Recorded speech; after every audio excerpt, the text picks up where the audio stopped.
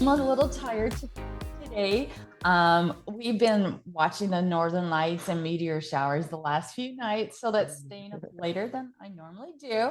But it's not every day that you get to watch the meteors fly overhead. So Right. That's such a blessing. How wonderful it is. And we are also here with Lani, and she is every guest is a special guest. But what's special about Lani Almanza is that she is here from Hawaii. Lani was born and raised in Oahu in Hawaii, and she has experience as a wife, mother, and grandmother, as well as a teacher, trainer, and facilitator in education, business and nonprofit environments. So she's been committed to creating healthier lives and communities. And she holds a master's degree in communication from the University of Hawaii, Manoa, and worked with the American Cancer Society for 15 years in various leadership roles related to health, communication, and community engagement. And I can go on and on and on, but I'm going to let Lani just tell us more about who she is. And welcome, Lani. Hey, we appreciate she's up 3 hours ahead of us. So it's early for her. So we appreciate her. We appreciate everyone who is on right now. Ika, Susan, welcome. And if any, I don't know if you guys can hear it. I have a squirrel outside that's throwing down pine cones. So if you hear any weird noises, that's what it is. It's nature. It's nature. Embrace that little guy. I know. They're so funny how they drop them and then they have these huge piles that they go and they collect. So. Okay, Lani, you are from Hawaii, beautiful island, surrounded, like everybody say, it's an island, it's surrounded by water, but there's a meaning to just saying and emphasizing the fact that you live in an island surrounded by water. So, tell us about that experience, your upbringing, and what you do. So, currently I have a wellness business called Alaka'i Associates, which I refounded after my retirement in 2020. Really at about 10 years into the American Cancer Society, I realized I had been in this disease-focused space. My son had actually passed away from cancer in 2005. And I really realized that I needed personally and professionally to move to a wellness space. And so I started my Alaka'i Associates, started writing a blog and really focusing on self-care and incorporating what I know growing up here and the connections that I have with nature into those self-care strategies. And for Hawaiians, one of the first big things, and I think we all take it for granted, is our breath. That, it's the first thing we come into the world with, it's the last thing we leave with, but the rest of the time we kind of do it unconsciously and voluntarily. And so really connecting with the breath, which Hawaiians call H-A, was a big step for me, and understanding how important our breath is to our well-being. And especially when you're outdoors, the smells of nature. I'm one of those people that I know that petrichor, the smells of the woods, the smell after rain. To me, the smells are a big connection, and our senses are a big connection. And so whether it's being at the ocean or being up in our mountains, that's always been a part of who I am, maybe even without me noticing it or practicing it like I do today. So, well, it is. I've been to Hawaii. I don't know anybody if anybody else here has been. It's one of my favorite places I've traveled to. I've been there 3 or 4 times, and we usually spend like 3 weeks at a time because there's just something about it. Like you said, all the water and it involves all of your senses, like you said. It's the smells, it's the sounds, it's you can taste the salt in the air. But or when you travel and you see the beautiful waterfalls or the fields, there's so much. So yeah, I totally understand. So it's beautiful. Lani, can I ask about? I haven't been to Hawaii, but Hmm. born and raised in the beautiful island of Puerto Rico. I cannot imagine. I can imagine how beautiful it might be. Um, can I go back to your sons and I guys saying sorry for your loss? Me Hmm. too. What happened there, like that helped you wake up to this self-care focus? And what can you share? What would you like to share with the audience in terms of this loss, maybe as you were grieving, or has it Yeah, helped you heal to focus in, you said you started writing your blog, focusing on self-care, and you realized the importance of breath and things like that. So do you want to share a little bit about that, please? sure. So he was 19 when he was diagnosed. Just, second year of college, Hmm. and it was quite a shock. We had no signs except for a couple of months where he started having dizzy spells and couldn't really eat because of the nausea. And so, but that was not the first time I had to rely on my breath. When he was 5, he was hit by a car in front of our house. Oh my gosh. And I remember our neighbor grabbing me, stopping me before I got to him and said, just breathe.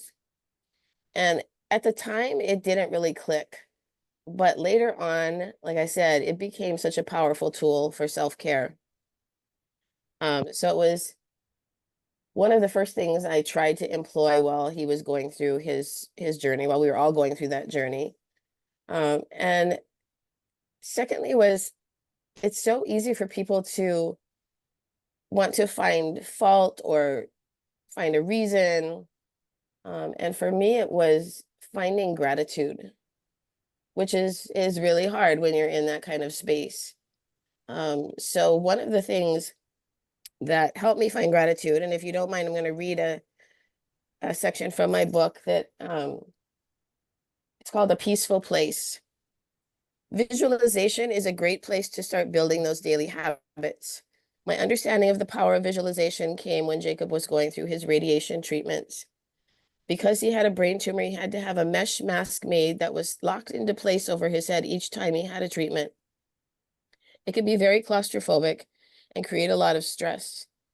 As part of the patient support at this particular hospital, they had someone who would work with the patients on creating a visualization of a safe and peaceful place that they could go to while being locked under that mask. One day I asked Jacob if he would share his visualization with me, and it has become one of my favorite peaceful places. It was a vision of him riding on the back of a giant sea turtle under a full moon. And that's where the title of the book came in.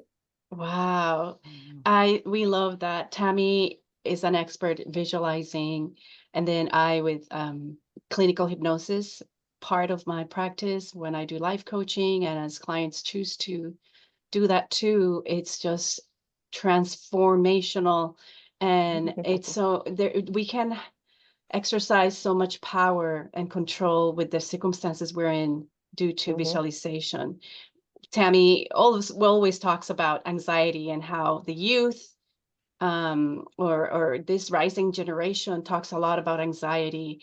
And it's just to Mhm. say that the a human brain is so capable of creating pictures in their head. And if we use that or teach like they did your son, um, to visualize a safe space and place for him to endure that situation he was undergoing, very intense, I'm sure. And my goodness, I cannot even Yeah. imagine how wonderful it is that they had that in Mhm. take place in that situation for him to at least, Yeah. you know, Yeah. Well, and it go was a through it. lesson, yeah, a lesson for me that if it was something they were providing to him, it probably was a tool that would be helpful for myself. And so I started to, What I love, Lonnie, is the with this whole tragic story and stuff, which I send, of course, condolences on this. Is the fact of your gratefulness. You found gratefulness in the midst of all of the sadness.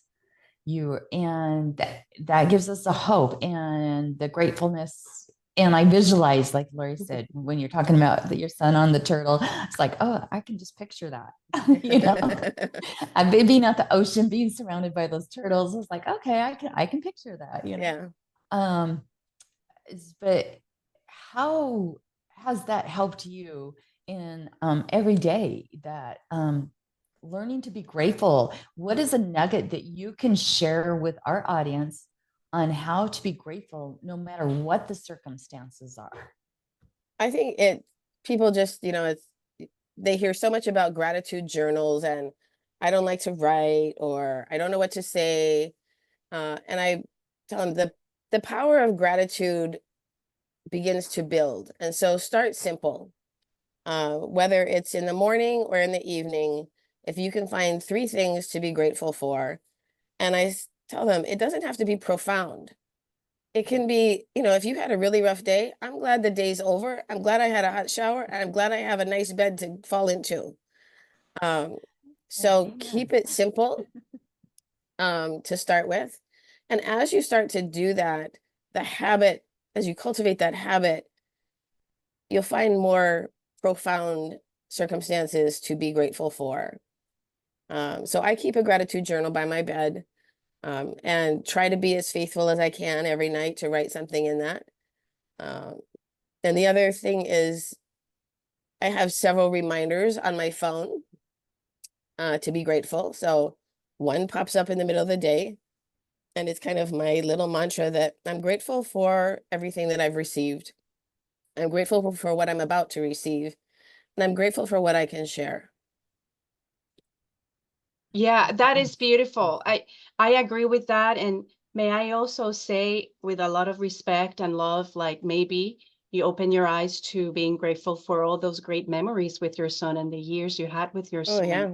which Yeah. I'm sure it's like, I don't have him anymore. But instead of focusing on the losses or lack, we try to emphasize, and we are thankful for the blessing of the opportunity that we had with a person or a spirit, or it will be even better. It will be Yeah. better. And not to dismiss the pain that goes, because we still need to feel what we feel, at the same time acknowledging what was, or what was given to you for the time that God allowed. Mm-hmm. It will be, I'm sure, more healing and beautiful. Lani, you're from Hawaii, and pardon my ignorance, but I've learned a lot about, and I've helped many of my clients with the Ho'oponopono prayer. Is there something you appreciate from that, or you implement in your own life? And I'm not sure that it's from Hawaii or from other islands or other places, but Yeah. That's one that can get really touchy, depending on cultural practices. I think if people are doing it with good intentions, however they use it, that's fine. But the purpose of it is really it's not for conflict resolution necessarily. You have to start here with the Ho'oponopono. You have to be able to look at yourself, really examine where you are, your actions and behaviors, and how you can improve that and go forward. So if it's impacting someone negatively, it is important to reach out and correct that. But I think a lot of times what gets missed is it really begins here. Yeah, ownership, right? Owning your own Mm-hmm. behaviors or thoughts or beliefs, and then acknowledging them to kind of make up for them, and then say thank you and I love you and those things, right? Yeah.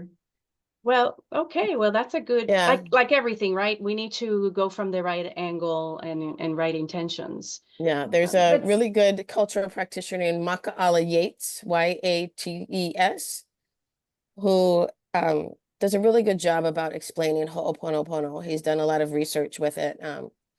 And so if anybody wants to look up what that really is, look for Maka'ala Yates. So what's interesting is this brought up, I know it's totally squirrel moment here on my part, is when I was at a worship conference many years ago at the Saddleback Church in California, and listening to like Mercy Me and Casting Crowns, and all of these people were there, all these artists. Mm-hmm. And what was interesting, it was the pastor out of Chicago, I think. And he said, what people don't realize is when we're giving thanks, that just helps us to grow and to like get rid of your stress and melt, because, and then it makes you so you're capable to walk through those places on your journey, the hard times. So it was all about, you know, how you need to give thanks and how much it actually helps you. And, you know, so which is very interesting. And I was talking to a psychologist a couple of years ago, and she said sometimes for some people, it's not when we lose a person in life, sometimes it could be a job that will affect us worse, or a betrayal. She said is the worst thing is when somebody betrays us. That you thought was a close friend, you know, or it's a family member, somebody that or, you know, that says stuff about you or betrays you in a way that you never expected. And so, which was interesting. I had never thought of it that way. And so just throwing out there. And also, what I always tell a lot of my clients is, especially the young kids that don't want to write in their journals, is just to write it even down on a piece of paper and throw it in a jar. So on those days, like you said, when you're like, oh, I don't have anything to be thankful about, you know, because you're being such a grump, pull one of those out and it'll remind you. Yeah.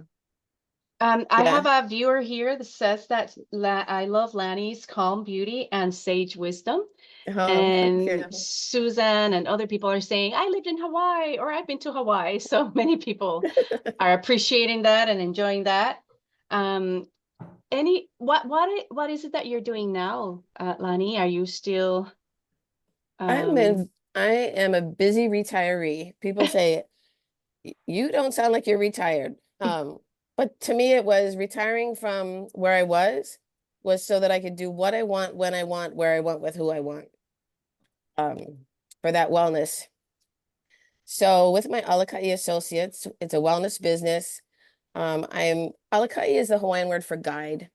And so I see myself, I really shied away from the word coach or mentor because it has become so sort of cliche and people have a certain mindset as soon as they hear that. So I use Alaka'i because it's a guide, and a guide with integrity. So I always want to make sure that whatever I say or do or put out on my website, my social media, that it stays within that integrity.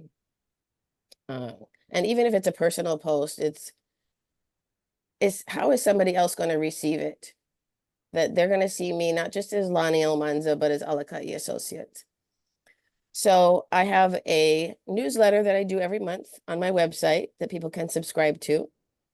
I have also wellness products. So if I do an assessment with someone, and I'm not a clinical anything, so I'm just here to guide you, and I have a very short little assessment that helps people kind of determine what area of their wellness they might want to start working on.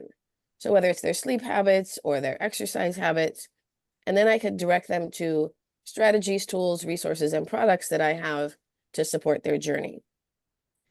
The other thing that I'm doing is I work with a nonprofit called Gimme A Break, which is caring for caregivers. And we have an online magazine that I'm the editor of called Giver's Guides. So again, providing resources. And we look at caregivers in every aspect of life. We like to use Rosalind Carter's quote that you either have been, will be, currently are, or will need a caregiver at some point in your life. So that really touches everybody. So I work with that, and then also help facilitate the retreats with them. And then I also am beginning to write book 2. And I also have Nana duties 2 days a week with a 15-month-old. Awesome. That is so fun. I don't believe in retirement. So when somebody else, I'm like, I'm never retiring, because it's like you said, you're living your life to the fullest. And what's better, especially than the 2 days a week being a nana, right? Yeah. The word retirement in Spanish and I think other languages is jubilar, which is like jubilee. So I think you are a very perfect example of what is it to retire the right way and what the purpose of it was from the very beginning. Jubilee is to have jubilarse is like Yeah. to have jubilee, to be happy and joy and do, like you said, whatever you want with you, whomever you want, when you want Yeah. it. So I love it. The freedom to choose. Mhm. And you know, it's not everybody that has that advantage. So that's where I realize, you know, I'm grateful that I have the that opportunity, the advantage, and the abundance that I can choose to do what I'm doing. So, Lani, very important. You have mentioned trigger words that I love. Instead of like make me mad, it's just trigger words that just make me so excited because everybody uses also the word trigger for the bad Yeah. connotation. No, but you've mentioned self-care, you've mentioned retreats, you've mentioned guidance. I mean, that's what Tammy and I are. We are promoting courses and programs and signature adventures and connection adventures for the benefit of others. What we find is that caretakers, creators, authors, and coaches do not take the time for that self-care. They want to save the world. They have the savior complex like me. You know, we want to save everybody. And then they don't stop to smell the roses, or they forget to put the oxygen mask Yeah. on first, like in the airplane. What can you tell our audience for them to understand that self-care is self-love?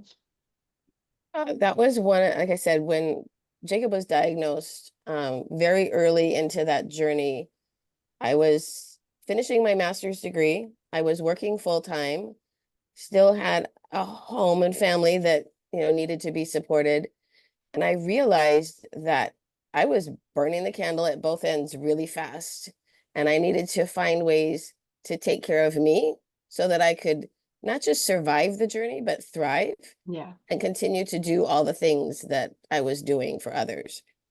So I really, on my website, I've got several downloads for people to help them through those moments, for self-care, tips for self-care. One of my newest favorite ones is cultivating calm out of chaos. Just a list of things to remember to keep important, you know, that all you have to do is read the list, and by the time you're finished, you've you have a big breath at the end. You're more equipped, right, to learn how to Mm-hmm. do some things amongst the Yeah. chaos. So, Lani, I am a mom of 8 kids, and I Oh, wow. remember while changing diapers or doing dishes, I had to uh face the fact that that was by choice, that I was a mother, you know, by Mm-hmm. choice, and that I needed to own up on it, uh, on it, and then that, you know, doing dishes was a blessing, like being grateful, right? And while there was noise behind me or whatever, I'm like, yep, I'm here, God, and I would say my prayers doing dishes or Yeah. folding laundry, you know, because we need to embrace what is, and we need to be grateful for what we have, especially when it's been by choice, right? And when it's not by choice, then try to make the most of it. How is Yeah. it that you find calmness in chaos, especially in nature, Lani? Oh gosh, one of my very first things every day is as much as weather permits, sometimes my back patio, we call it lanai, is pretty gusty and the rain comes blowing in. But as much as possible, I go outside first thing in the morning to do a meditation and write in my journal. I have a wonderful tree in my backyard, and I just want to share an excerpt from the book that talks about that tree. Trees have captured the human imagination for centuries. Their lore is found in many cultures, and in some cases, they are a source for worship. There is a sense that trees are much like us as humans, rooted to the earth with limbs that are meant to embrace. They share the same energy and air with us, and in many cases, provide us shelter and protection that are so important to our spiritual existence. It is no wonder that we can feel so connected. The kukui tree in my backyard, excuse me. The kukui tree in my backyard has been one of the main sources of enlightenment for my journey with Alaka'i Associates. It began as a sapling carried down from the Ko'olau Mountains and given to us by our friend Walt. It sat in its pot for several years, patiently waiting for us to plant it, to tend to it. every time we happened to notice it, it would still have one or two little green leaves to tell us it was holding on. Then as it happens, we had cut down an old coconut tree and had the roots mulched. So we thought it might be a good place to plant this tree. And it began to grow rapidly. And just with a couple of years, it was big enough to provide shade and became a perfect place for meditation. Now it embraces our family as well. I truly believe there is a universal energy source in every part of creation. And if we stop and listen, it has wisdom to share with us. I can picture that tree. So it's a beautiful tree. So if you notice, if you ever look at my art, you'll notice I put a tree in almost everything, just specific flowers or something. I absolutely love trees. So there's so much meaning. And like you said in your statement, it's not just spiritually, it's physically. We need trees. So before you cut a tree, Yes. think about that. It's one thing. It's like, yeah, I am like, okay, I need some sun. I don't need all shade. So, trim the branches first, but sometimes you have to because like they come up way too fast.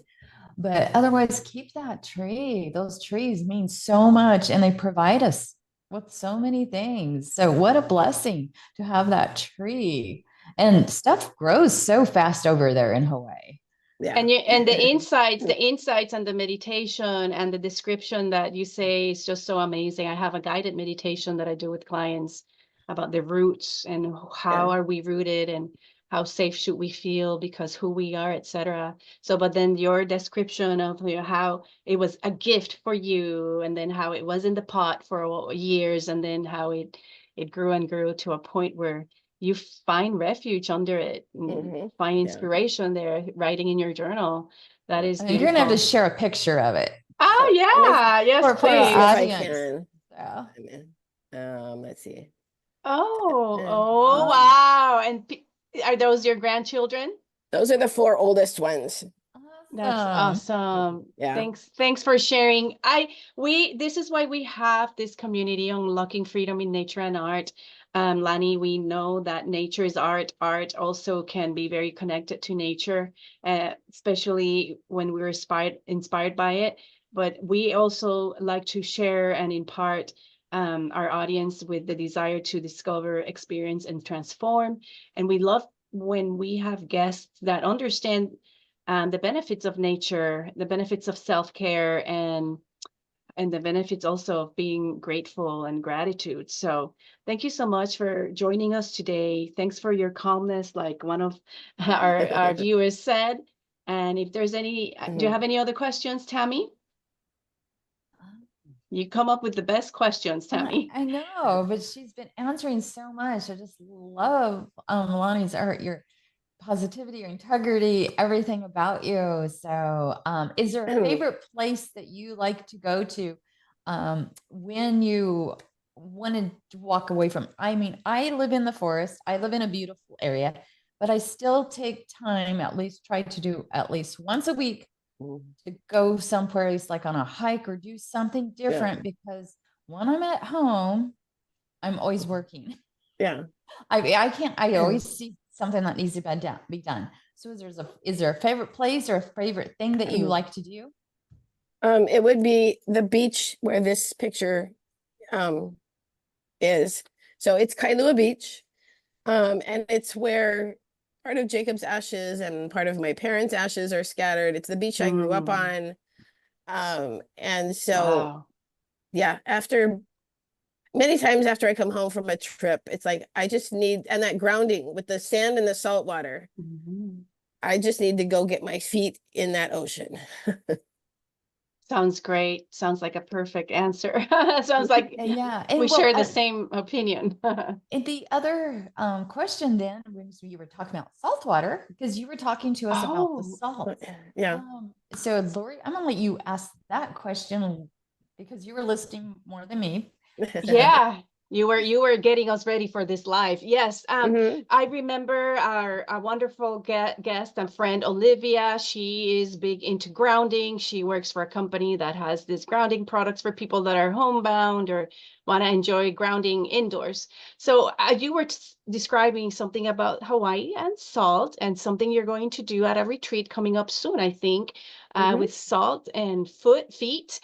So can you share about the benefits, about this ritual you do, or practice you do, and Well, the it was meaning? yeah, it was several reasons that this came about. So the retreat is going to be at a nice retreat center, but it doesn't have air conditioning. And it's August, so it's a little bit humid. And so we wanted to kind of wake people up after lunch, but have it also have meaning for them. And so in Hawaii, the word for salt is pa'akai, P-A Akina, or apostrophe is what you might know it as. Um, P-A Akina A-K-A-I. So that's the word for salt, and specifically Hawaiian salt. And so we're going to have each person have their own little tray with ice water. So a little ice bath to wake them up. And then I'm going to add salt water to each of their trays and explain to them the benefits of salt and the cold plunge, and that it eases sore muscles. It can reduce your core body temperature. It helps you focus, might help you sleep better, and decreases inflammation. And salt is a rather humble mineral found in every kitchen, holding a profound significance beyond its culinary uses. Beyond its ability to enhance flavors, salt has been associated with spirituality and healing practices across cultures for centuries. Salt, beyond its biological necessity, embodies symbolic and cultural importance. In ancient civilizations, it represented purity, preservation, and incorruptibility, qualities deemed sacred. The reverence for salt stems from its life-sustaining properties, a vital element for human survival. These salts are thought to cleanse the body, restore energy flow, and provide a sense of overall well-being, making them central to holistic healing practices and spiritual rituals worldwide. So now you were talking about how you guys collect the salts there. There's a certain way or something? So yes, true Hawaiian salt is collected from salt ponds. The most famous ones are on the island of Kauai, and it's a family, generations of this particular family have tended to these salt ponds. And so recently with climate change, that's been impacting these salt ponds. But it's a very ceremonial gathering. People are not allowed to just come and collect salt off of that particular beach. There's other places where you can collect salt, but the most sacred is from that particular beach. So now, another question: is the volcano from the main island? Does it affect you guys? I know it affected like the orchids and different things over on the main island. Yeah, so we're at the other end of the chain pretty much, but depending on the size of the earthquake, it can rattle our windows and doors. If it's a big eruption and there's a lot of fire and smoke, the smoke will drift up here and cause what we call fog. So instead of fog, we get volcanic haze, which is not fun. It smells sulfurish. And so we try to, pay attention to that. But again, with climate changes, there's been a lot of changes in how our islands are being impacted, even with the volcanoes. So recently there's been some big earthquakes and sometimes eruptions, but it has changed the landscape of the Big Island for sure. Wow. So, did you know, I've heard that the word salary comes from the word salt, because that's how they paid the Roman soldiers or something like that. And it was because it was so valuable, and there's so many benefits. I love all the ones you read, and hopefully I get a little bit of those benefits with Epsom salt around here. It's not the Hawaiian salt, but at least you can. When my feet are in pain, I try to soak my feet in salt water or Epsom salt. Yeah, Epsom salt is good. Himalayan salt, pink salt is good. Yeah. Yeah. Just not iodized salt. I don't even have that in my cupboard. Yeah. So I have the other salts because I even Yeah. use a special Epsom salt for out in my garden for like my peppers and different things. And I always cook usually with my Himalayan salt a lot. So, well, yeah, I think it's our time has flown here. So, any last thing, any favorite quotes or anything you don't want to say before we leave? Just invite all of your listeners and followers to come follow me. Check it out, Alaka'i Associates, or just Lani Almanza. Both are on Facebook. On Instagram, I'm known as Honu Mom. So Honu is the word for sea turtle. So Honu Mom 1_ on Instagram, and LinkedIn just as Lani Almanza. And I invite. Awesome. And I'm gonna promote Hawaii. If you ever get a chance, be sure to go. I mean, I was blessed and have swam with the sea turtles, swam with dolphins. I don't know how many different times over there. It's an amazing place, just like any place you can find for a lot of goods, right? So thank you so much. And my book is on Amazon, but if anybody wants a signed copy, I am happy to mail it to you. It is a little bit more for me to mail it to you. But again, they can reach out to me on my website. Let me know if they want a signed copy, and we'll work out how to do that. And you can always promote it on our Monday marketing. Yes. The Monday marketing. I post saw that thing, yesterday. and you can post your links underneath that for your book. And then, of course, go on here and comment afterwards and post because we will have other listeners too. So, and I wanted to say thank you to each person that's here. We love having you. We encourage you to share and tell others about our group. It's always a blessing to have you here. We love our guests. And we also want to put out that we have added a coaching program, and we do have so be sure to check that out, and a one-day adventure up here in North Idaho in September. So if anybody is interested in those, be sure to direct message or go to our unlockingfreedominnature.com website. We've heard what you have to say. Many have conflicts this year. Many can't commit for more. And Tammy and I just put together this great idea of having a mastermind. It's a day celebration, a day of being together in her beautiful estate in Idaho. And we can't wait until we get together for one day. I know there's many reasons why this is a great idea. So we hope to see you there. And thank you, Lani, for being with us. And thank you for having me. You're welcome. See you next week, everybody, with another wonderful guest. Bye. Have a great week, everyone. Aloha. Aloha.